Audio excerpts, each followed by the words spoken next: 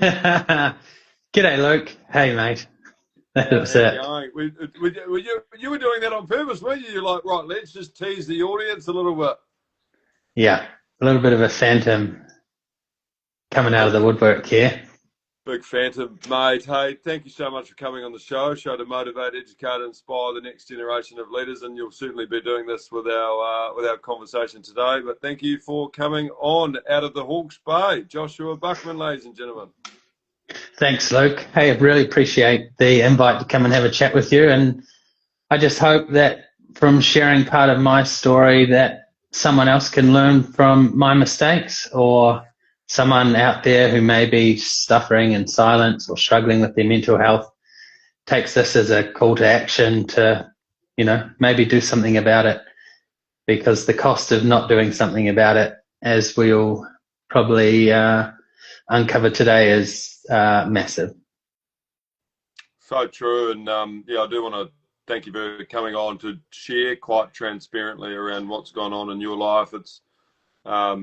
It takes a true man, and the vulnerability to open up is very powerful. So I really do appreciate that, and want to thank you for this conversation that we're about to have, which is great, But as we all know, as men, so quite hard to open up and share feelings, right, and share the deep stuff, because we put that staunch stoic sort of filter over a lot of conversations, which doesn't help. So I'm looking forward to this conversation.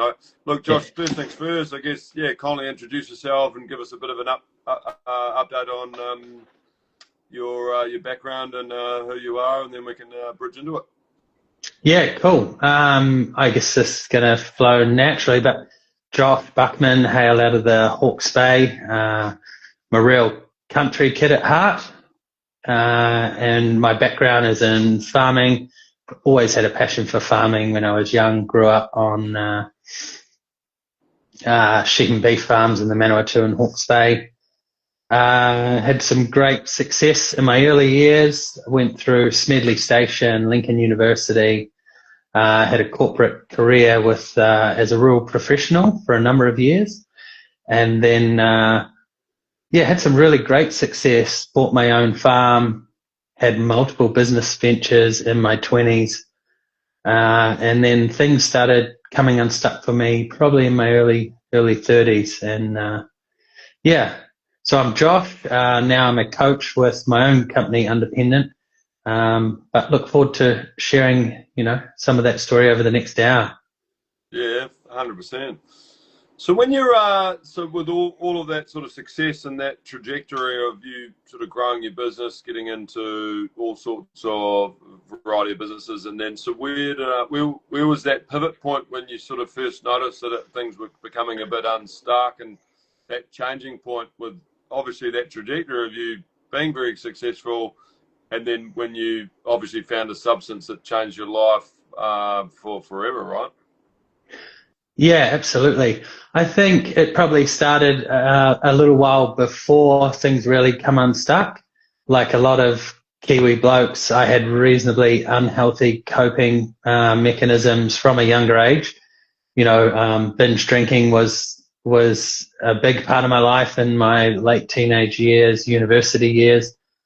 Big on partying, drinking, and never really got the basics right in terms of looking after my mental health, and had some underlying anxiety and things coming to the fray, which in hindsight it's really easy to see where they were stemming from, and that was not taking care of myself, binge drinking, poor eating when you're hungover, eating greasy food, etc. So in hindsight I could see it. When I was in it, I just thought that's the way it was. So, had some really great success, and those poor habits probably just compounded over time.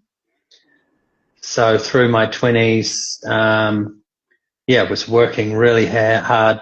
Had a beautiful wife, young family, the farm, the business, really putting it out there in terms of work output, but just wasn't taking care of myself, and this compounded over time, and I really carried my family for a lot of those years and put a lot of pressure on myself to be successful and create a future. Things started coming unstuck, in my late 20s when, like life does, it can blindside you at times. We all go through challenges, and I was no different. I had some challenges in my businesses, growing, and just things started going wrong. And instead of being able to cope with them, it's all good when things are great.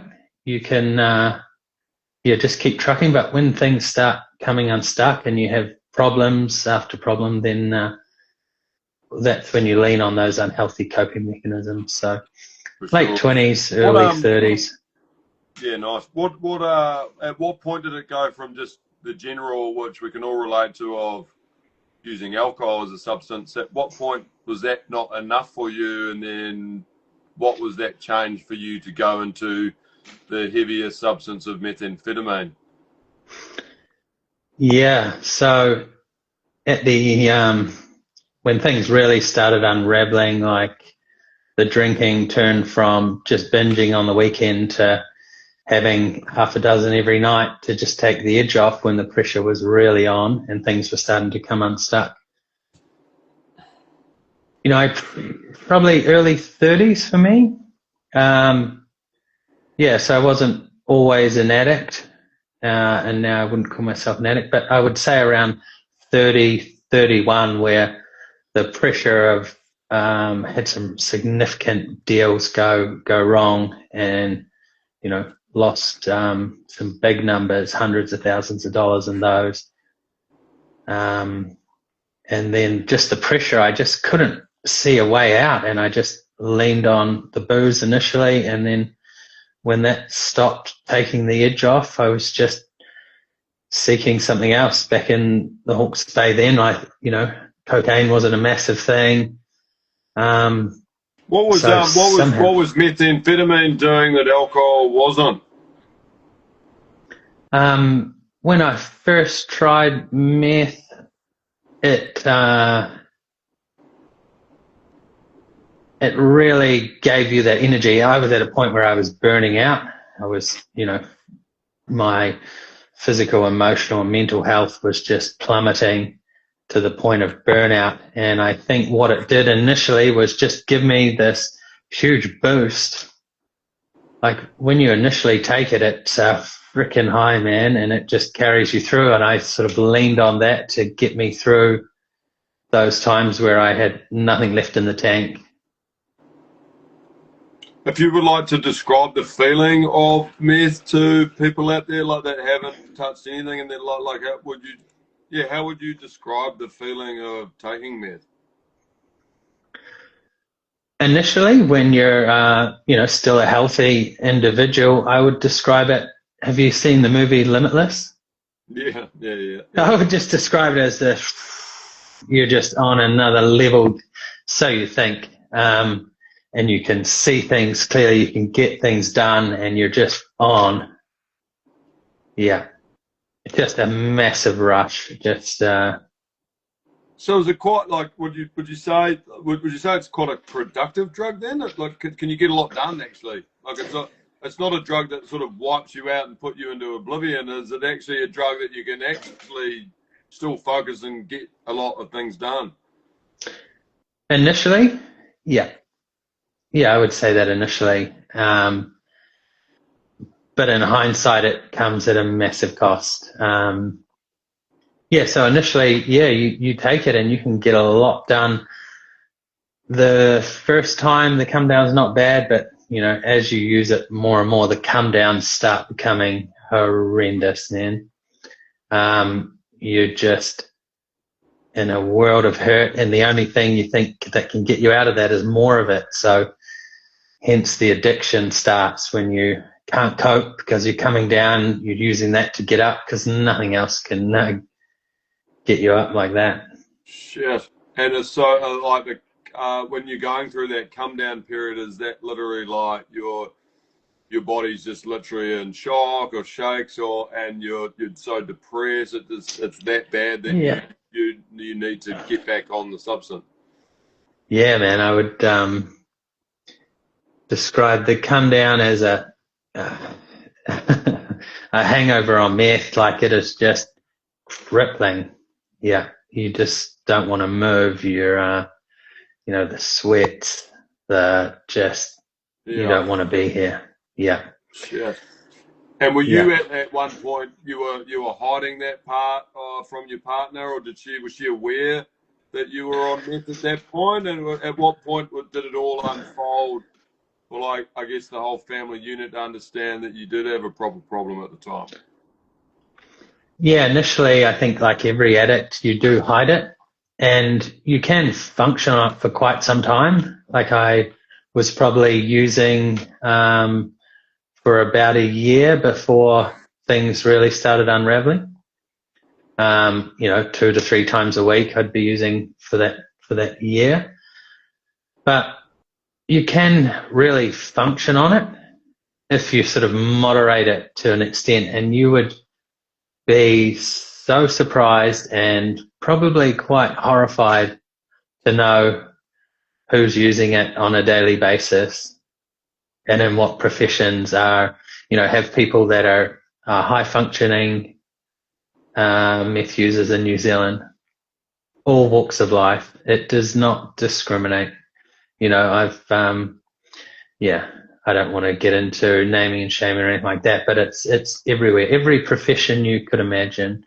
I mean, you see the falls from grace, but you don't see the magnitude of it. And it's all walks of life, from the top echelon of society, the judges, the surgeons, the lawyers, the police, to the gangs, every facet of society. Addiction, in hindsight, does not discriminate. Yeah. And so at what point did you understand that you really were addicted to this substance? And when it started probably to like take over your life, and that you felt almost powerless to the drug? Yeah, probably around a year into using, when So it started to become daily use? Started becoming daily use after about a year, and things just started to unravel with my mental health. You can't function that well for that long. So I still had my wits about me in terms of being able to sell down businesses, sell the farm, and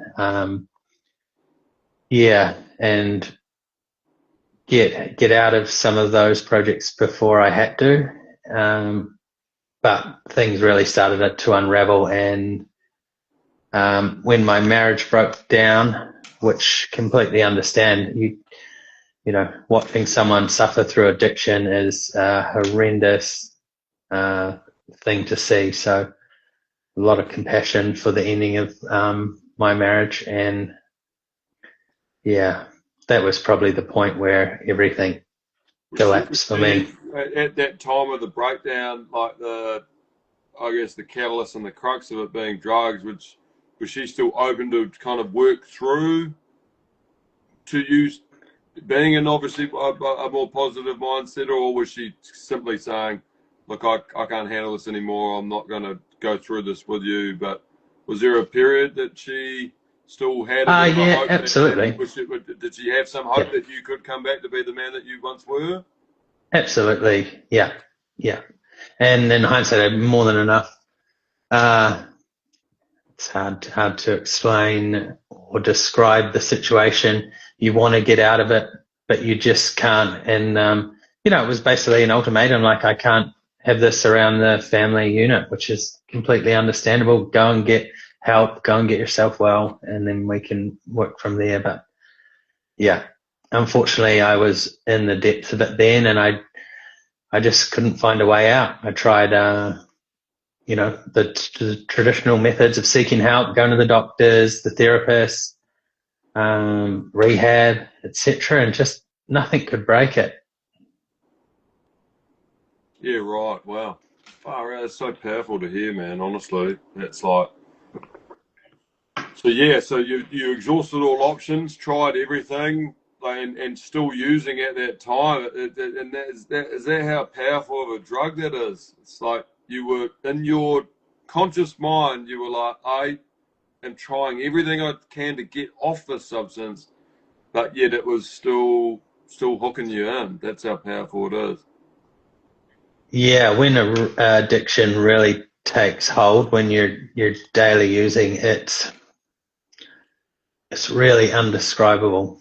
It feels like you're on a treadmill you don't want to be on, but you can't get off. You think you're doing all the things to try and move forward and get better, but you're going nowhere.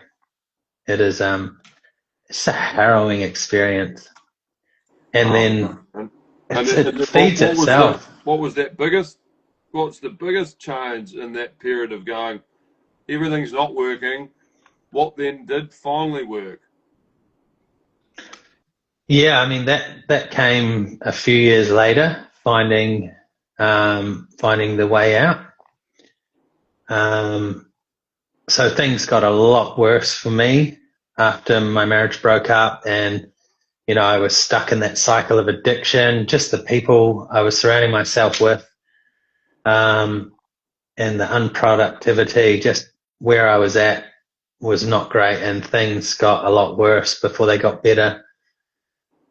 When things changed, yeah, probably still a few years after that, probably 2 or 3 years later, until I found the way forward. And it started when I found meditation, of all things. I was in this really dark place at the time, just looking for any way out of this emotional pain daily. And I was searching, Google, YouTube, just looking for motivation, like how to get unstuck, how to move forward, how to rebuild your life, and somehow came across meditation. And that for me was the catalyst for change, because it was learning how to actually sit still with my thoughts and the feelings and the emotions, and actually let them process and come up, which I'd never learned to do in my life. The alcohol, the drugs were just trying to numb those uncomfortable emotions.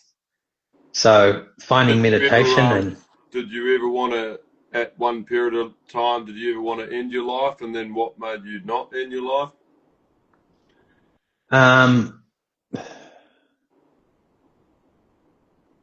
There was, many periods, pretty dark times. There was one period where I spent months just trying to stay alive, just trying not to kill myself. Yeah, it was harrowing, man. Not just a fleeting thought. It was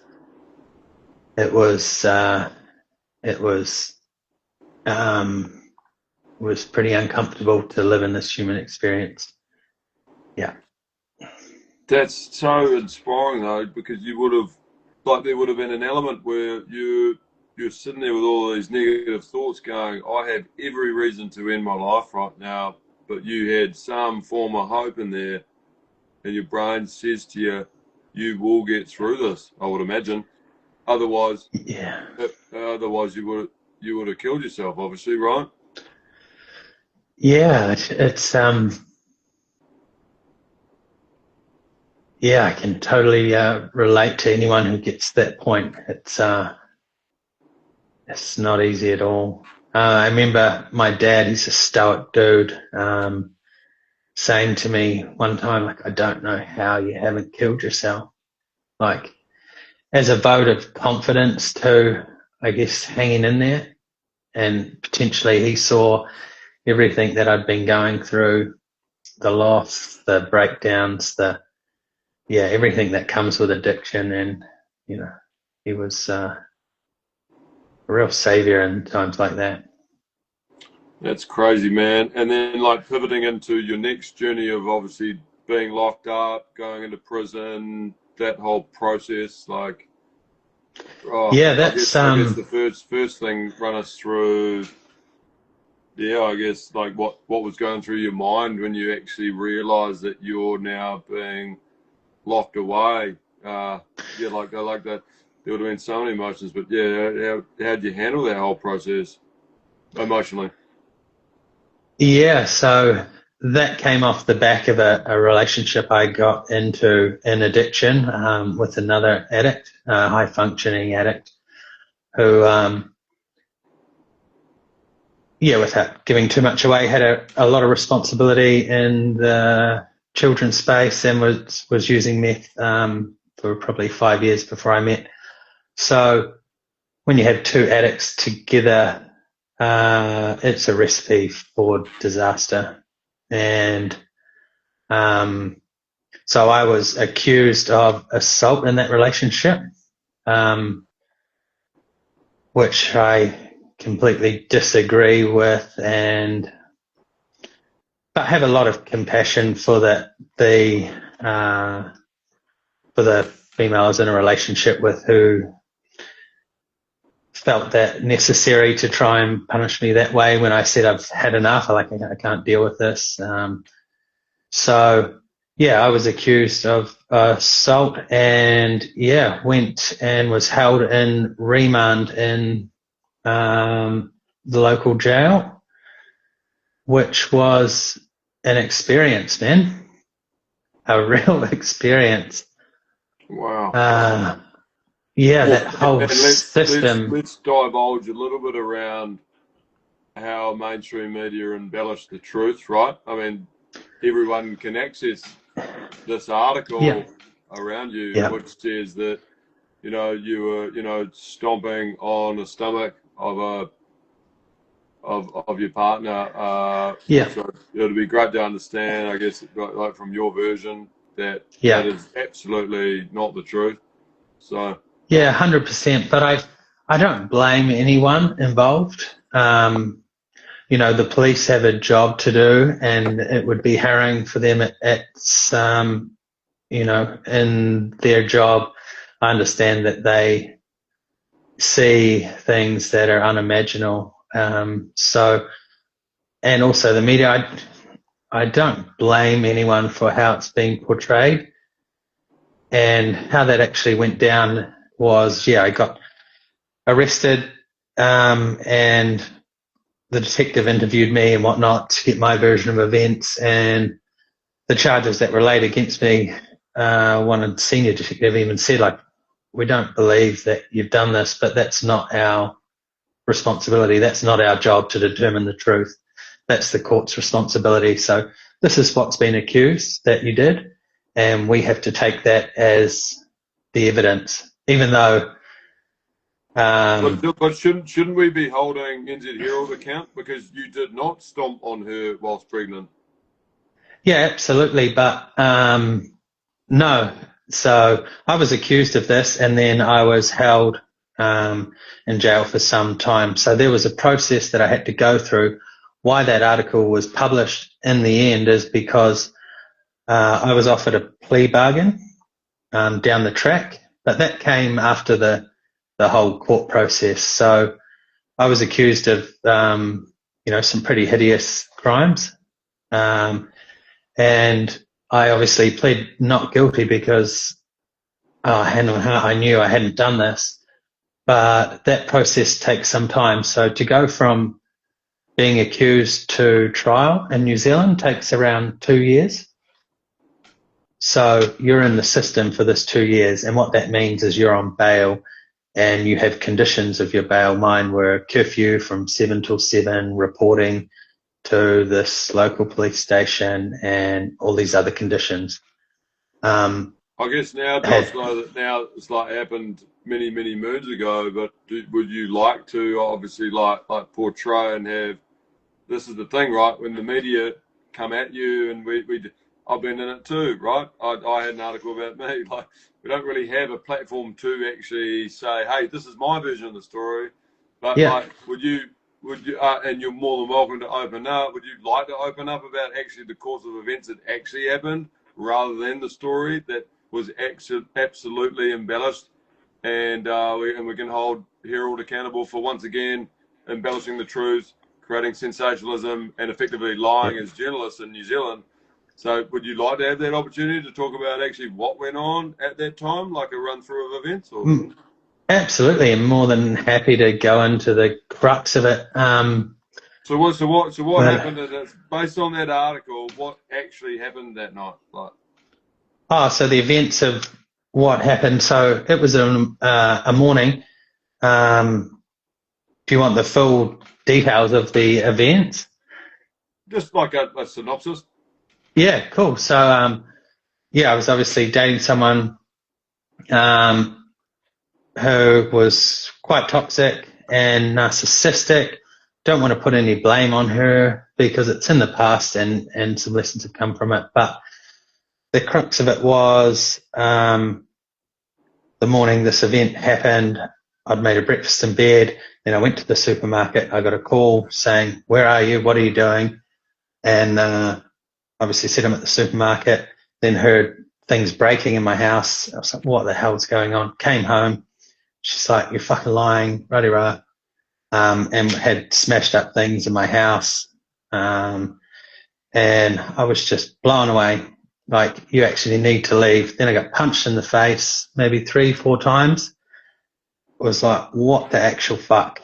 Instead of calling the police like I should have done, I called her mum and said, "You need to come and get your daughter like out of my place." And so that was my first mistake.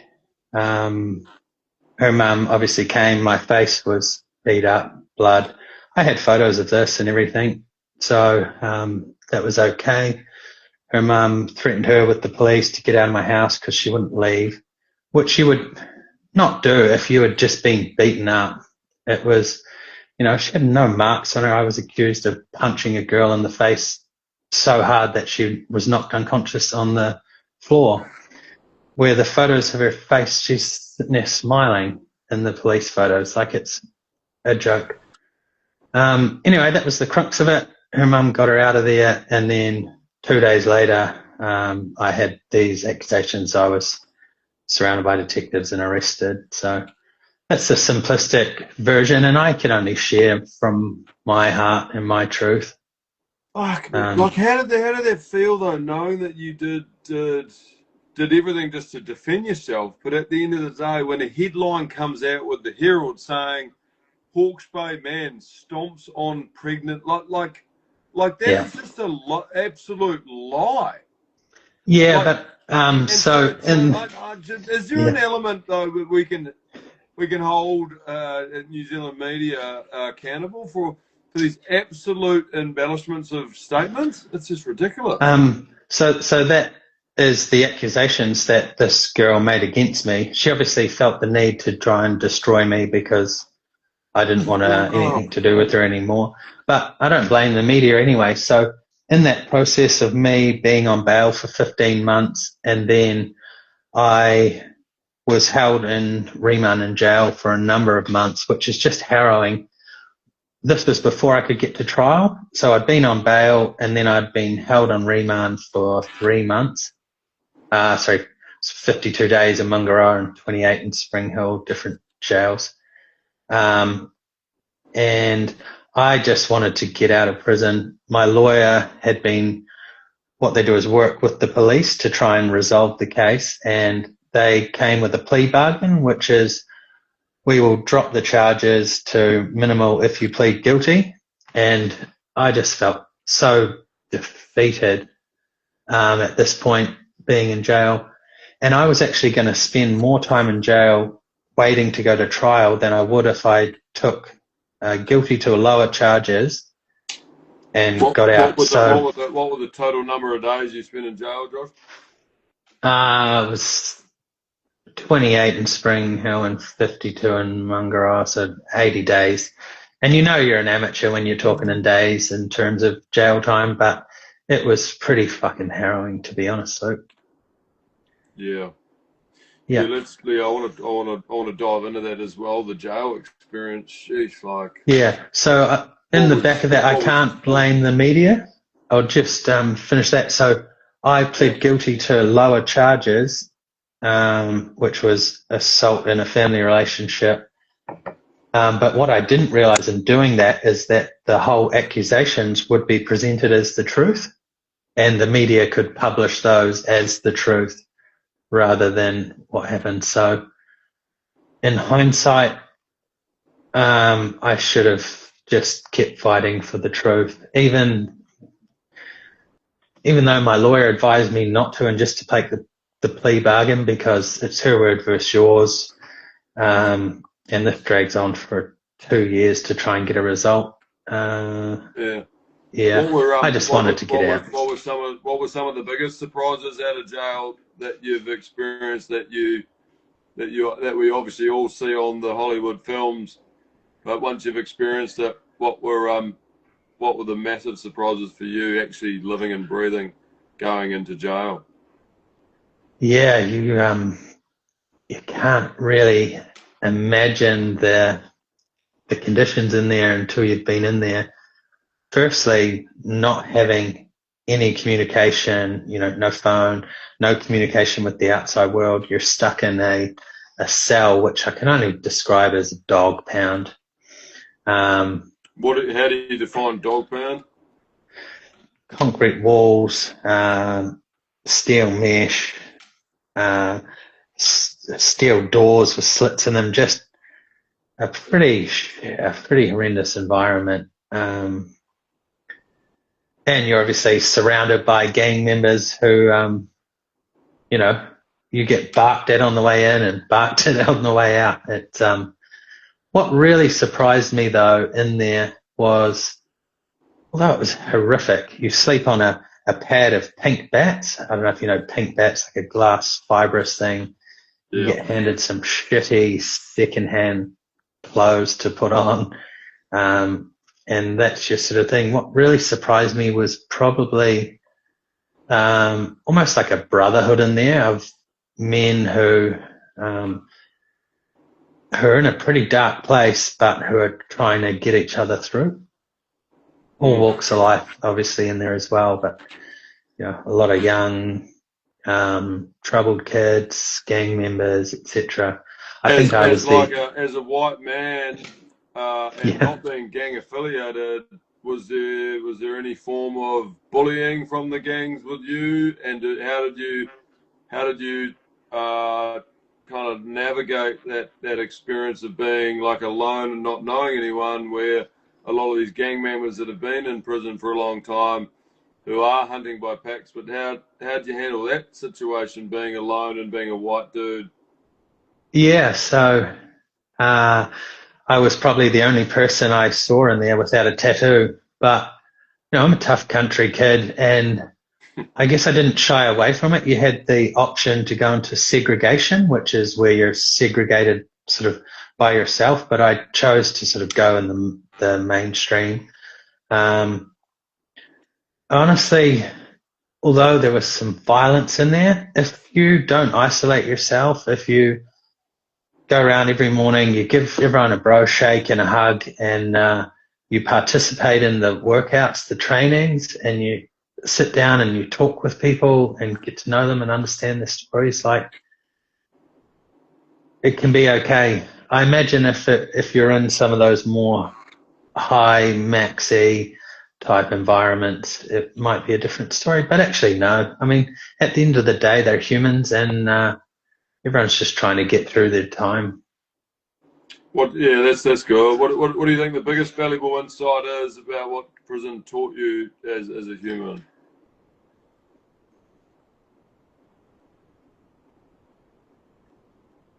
Probably to learn to sit with your shit, the uncomfortable stuff. I mean, I obviously didn't have a choice in there, but feel all those emotions when you get the chance to. Don't numb them out. I had I wouldn't say the privilege, but the opportunity in there to just sit with my shit and feel it all. So that would be the biggest lesson, is feel everything, let it come up and out. Don't try and numb it out. And just show compassion. You don't know someone else's story. Take the time to listen, and everyone's human. I was in there with guys completely covered in tats who had made some huge mistakes or done some horrendous things, but at the end of the day, they're just men, traumatized kids who are trying to get along in this world the best they know how. alongside a lot of compassion. Do you think prison's made you stronger as a human? Mentally? Absolutely more resilient and stronger. Although I came out with a deep, I wouldn't say resentment, but a deep understanding of the system and the struggle of these guys that get stuck in it. It's not easy once you're in that system with the labels, the guilt, the shame to break out. And I can see how these guys get stuck in that cycle. Yeah. Was it challenging handling the emotions when you knew you were innocent but you're inside? Absolutely. Yeah, I mean, that was that was tough, man. Yeah. My story's probably not unique or as unique as you think. There are a lot of guys, not a lot of guys, but there were guys in there that, were in there for breaching these protection orders to try and see their kids. People who had never been violent, they might have had drug issues, went through a separation and got isolated from their children. Tried to see their children and obviously got arrested for that and were being held in there. So you hear some, just a lot of compassion for the guys from the stories that I heard. Yeah, nice. And then, right, look at you are now. You've come out. You've absolutely changed, man, and now running a lot of consulting-based businesses to help others. So, but yeah, run us through what's been going on, and give us a bit of a shout out for the business that you're running now, which is helping a lot of people. Yeah, cool, man. So hindsight's a beautiful thing. I got to this point after, the experience in jail and whatnot, still in addiction in terms of marijuana and drug use. But the turning point for me was when my ex-wife said, if you can get clean, you can see the children again. I hadn't seen my children for 2 years at the time. So from that point forward, I had to find the strength and try and find a way out of that dark place. And in hindsight, I can see how I did it. I've been clean over 2 years now, 777 days tomorrow. Oh, congratulations, man. Much love. Thanks, bro. Congratulations. Yeah. That's awesome, bro. Seriously. Good on you. Yeah. It's been a journey. So, like in hindsight, a lot of things you can see, what you should have done or how you did things to get to where you were. So what I've done is reverse engineered my sobriety and then come up with a methodology to take someone from, like where I was to a place that's free from those destructive patterns. So that's what I do now with my coaching business. I help professionals and business owners who are battling some of these destructive patterns, and that can look like stress or overwhelm, burnout, or in terms of substance use of the alcohol affecting their work and life, or drug use. So I have a coaching business, Undependant, and have the privilege of walking alongside guys that want to take their life to the next level or want to stop the spiral, because the addiction is the sort of end result, but it's the underlying patterns that get you there. And that's what I work with these guys to break in real time. And it's a real privilege, the work that I do now. I'm in the best shape of my life now, over 2 years clean. I ran a marathon this year. And you're right, things are... I can tell. I'm just looking at sort of the size of your show. I could see there's a bit of... I can see there's some serious guns there, Josh. I just want to commend to your... I could tell you look like a fucking young version of Conor McGregor who's fighting tomorrow. Hey, I appreciate that, bro. You're looking good, mate. Hey, serious question, John. Are you finding any form of a hindrance around people wanting to work with you with the history that you've had? Or do they just accept that and still want to work? No, not at all. Yeah, I find the complete opposite. And this is the first time I've really had a discussion publicly around this, but I have shared parts of my story at sort of men's groups and men's mental health groups. And I've found quite the opposite. I've found that being vulnerable and sharing my rock bottom gives people, permission to pull themselves out and to see that, things can turn around and maybe things aren't as bad as they think, but it's time to take action. So no, I haven't had anyone shy away from that. Probably quite the opposite, because I've actually lived this stuff. I haven't read a textbook on how to overcome addiction. I've lived it. I've, come from a really successful,